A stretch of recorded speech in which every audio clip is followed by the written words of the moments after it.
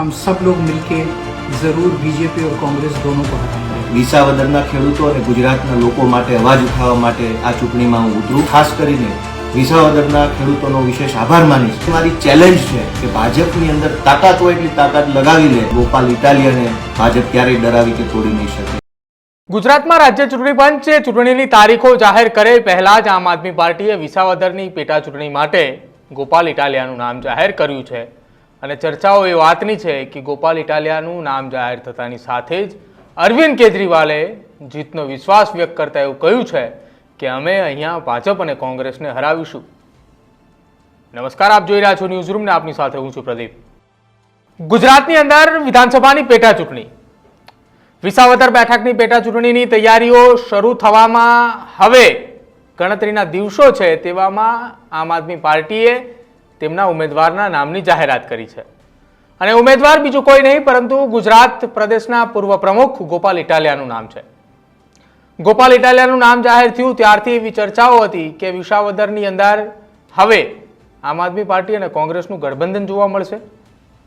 જો કે આખી આ ઘટના સંદર્ભે ગઠબંધન પહેલા જ અરવિંદ કેજરીવાલે અને ગોપાલ ઇટાલિયાનો જે સંયુક્ત વિડીયો સામે આવ્યો હતો તેમાં કેજરીવાલને પહેલાથી જ ભીતિ હતી કે અહીંયા કોંગ્રેસે ગઠબંધનમાં નહીં માને અને કોંગ્રેસે પોતાનો ઉમેદવાર ઉતારશે. એટલા માટે પહેલા જ તેમણે કહ્યું હતું કે વિસાવદર બેઠક ઉપર ભાજપ અને કોંગ્રેસના ઉમેદવારને હરાવવાના છે અને ગોપાલ ઇટાલિયા ત્યાંથી જીતશે. પહેલા અરવિંદ કેજરીવાલ અને ગોપાલ ઇટાલિયાએ શું કહ્યું એ સાંભળી લો. नमस्कार, केम छो। विसावदर का चुनाव अभी होने वाला है, बाई इलेक्शन, और मुझे लगता है कि महीने डेढ़ महीने में शायद इसका अनाउंसमेंट हो जाएगा.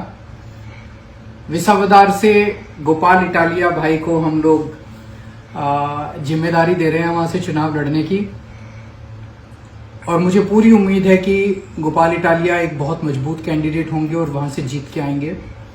मेरी पार्टी के सभी कार्यकर्ताओं से, पूरे गुजरात के सभी कार्यकर्ताओं से, सभी लीडर्स से अपील है कि आप पूरा दम के साथ काम कीजिए इस विधानसभा के चुनाव के लिए, और हम सब लोग मिलके जरूर बीजेपी और कांग्रेस दोनों को हराएंगे.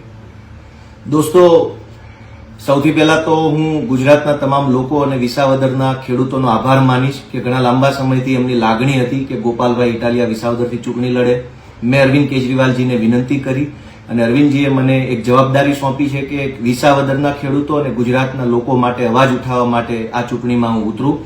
દોસ્તો, હું આશા રાખું છું કે આમ આદમી પાર્ટીના સૌ કાર્યકર્તાઓ, ગુજરાતના તમામ એ લોકો કે જે લોકો તાનાશાહી સામે લડવા ઈચ્છે છે, ખેડૂતોનો અવાજ બનાવવા ઈચ્છે છે, એ લોકો મને આમ આદમી પાર્ટીને મદદ કરે. અને ખાસ કરીને વિસાવદરના ખેડૂતોનો વિશેષ આભાર માનીશ.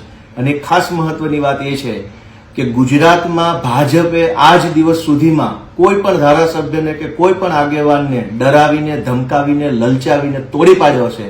પણ આ વખતે મારી ચેલેન્જ છે કે ભાજપની અંદર તાકાત હોય એટલી તાકાત લગાવી લે, પણ ગુજરાતના ખેડૂતોનો અવાજ, ગુજરાતના વિસાવદરના ખેડૂતોનો અવાજને નહીં ઝુકાવી શકે અને ગોપાલ ઇટાલિયાને ભાજપ ક્યારેય ડરાવી કે તોડી નહીં શકે. જય કિસાન. તો અરવિંદ કેજરીવાલ અને ગોપાલ ઇટાલિયાએ નિવેદન આપતા કહ્યું કે વિસાવદર બેઠક ઉપરથી ભાજપ અને કોંગ્રેસ બંનેને હરાવવાના છે.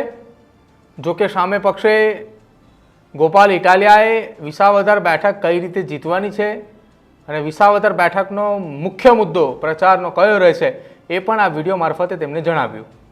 ગોપાલ ઇટાલિયાનો વિસાવદર અને ભેસાણની આ વિધાનસભા બેઠકનો મુખ્ય મુદ્દો છે ખેડૂતો. ખેડૂતો માટે લડાઈ લડવા માટેની તૈયારી આ વિડીયોની અંદર દર્શાવી છે. અને ગોપાલ ઇટાલિયાએ એ પણ કહ્યું છે કે ભાજપ એ ઉમેદવારોને ડરાવે, ધમકાવે છે. હવે એ ગોપાલ ઇટાલિયાને ડરાવી પણ જુએ ને ધમકાવી પણ જુએ, એમને પણ ખબર પડે. એક તરફ ગુજરાતની અંદર વિધાનસભાની આ પેટા ચૂંટણીને લઈને છેલ્લા કેટલાક સમયથી ચર્ચાઓ હતી કે હર્ષદ રીબડિયાએ પોતાની પિટિશન ક્યારે પરત ખેંચે અને ત્યારબાદ ચૂંટણી યોજાય.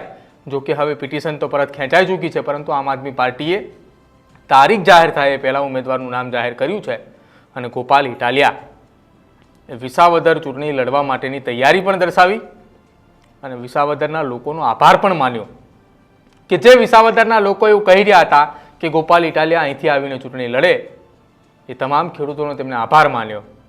એટલે હવે વિસાવદર વિધાનસભાની પેટા ચૂંટણીની અંદર એક મુદ્દે એ ખૂબ ચર્ચિત થવાનો છે અને મુદ્દો છે ઇકો સેન્સિટિવ ઝોનનો. તમારું શું માનવું છે ગોપાલ ઇટાલિયાના આ ચર્ચાને લઈને અને ખાસ અરવિંદ કેજરીવાલના ગઠબંધનની ચર્ચાને લઈને તે ખાસ અમારા કમેન્ટ સેક્શનમાં જરૂર જણાવજો. જોતા રહેજો ન્યૂઝરૂમ. નમસ્કાર.